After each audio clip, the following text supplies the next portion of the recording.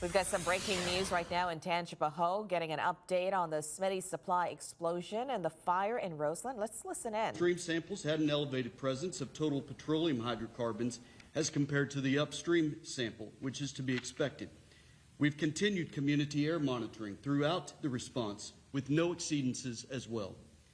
We are also working with our state partners on soil sampling. The Louisiana Department of Agriculture and Forestry determined that there is no restriction for agriculture and livestock in the affected areas. EPA also reviewed the soil data to determine if there is a risk to human health using long-term exposure assumptions for farmers and other outdoor workers in its risk analysis. All results are below EPA thresholds that would indicate increased risk to human health. That is great news, but we know we have a lot more work to do.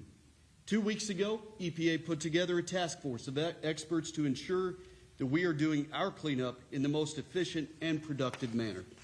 And on Monday, as the governor noted, along with the state of Louisiana, together we identified those additional measures I'll describe in detail here in a moment.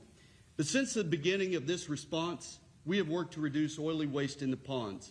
In late August, there was around 18 inches of oily material in those ponds, and currently there is about 1/4 of an inch of oily materials, which is a significant reduction, which we've measured as the amount of oily material that we've removed, 4 million gallons to date. That's the equivalent, think about this, that is the equivalent of 6 Olympic-sized swimming pools, and we will continue to do so until our cleanup efforts are completed. I think it's really important for us to note that we've been relying on drone footage to help us to identify the extent of the spread of the oily materials. However, drone footage can only see what is on the surface, and it is not a good indication of how much oily material has been removed or how much progress that we've made. We know that we can always increase our pace and our progress to clean up a spill of this magnitude and also protect human health across this community. As a result, we're continuing our work with the state of Louisiana so that we can bring in additional national and local expertise, people that know what they're talking about, know what they're doing down here, increase the pace of our efforts, and identify additional oily recovery strategies. Starting this week, as the governor just noted, we are bringing in more equipment and adapting our recovery approaches in order to improve recovery of oily material on the Tangipahoa River as well as nearby ponds, which will speed up our work. We have secured marsh buggies and skimmers that pump 300 gallons a minute, airboats, more boom and frac tanks, and disposal sources. At the request of the state of Louisiana, we are also removing affected oily vegetation in the ponds around the Smitty site. While we're removing that vegetation, this is very important to note, conditions in the pond could temporarily look worse. That's because you're shaking out the oily material from the vegetation. But the additional oily material that drains from the vegetation will indeed help us recover the remaining oily waste that's in those ponds. We're deploying more community liaisons throughout Tangipahoa Parish to meet with residents and to answer their questions. We're also providing frequent updates on our X, Facebook, and Instagram accounts.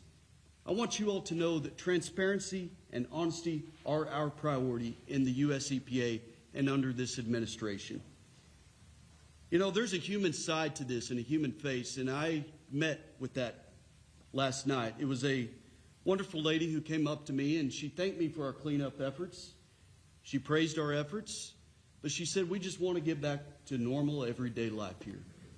That's the impact, and that's what we're expediting this. We're going to be thorough in our cleanup, but we're going to expedite this as quickly as possible so that that lady and every other affected resident of Roseland and Greater Tangipahoa Parish can get back to their normal lives. Cleaning up a spill of this size is certainly challenging, but I can say with absolute confidence that this EPA, under this leadership, is up to that challenge. Here in our incident command posts and throughout the EPA, we're inspiring our staff and our contractors to find innovative ways to speed up our way to a closure. We're working with our state partners, with the governor, with LDEQ, with LDNR and others to look for solutions and work hard each and every day until our work here is done. Okay, at 12:46, if you're just joining Good us, we're afternoon. getting an Thank you all for update from being here. We officials appreciate you there on covering. the aftermath of the explosion at the Smitty's company in Tangipahoa Parish in Roseland, and the EPA stressing that they do have test results, and based on what they've seen so far, no threat to human health.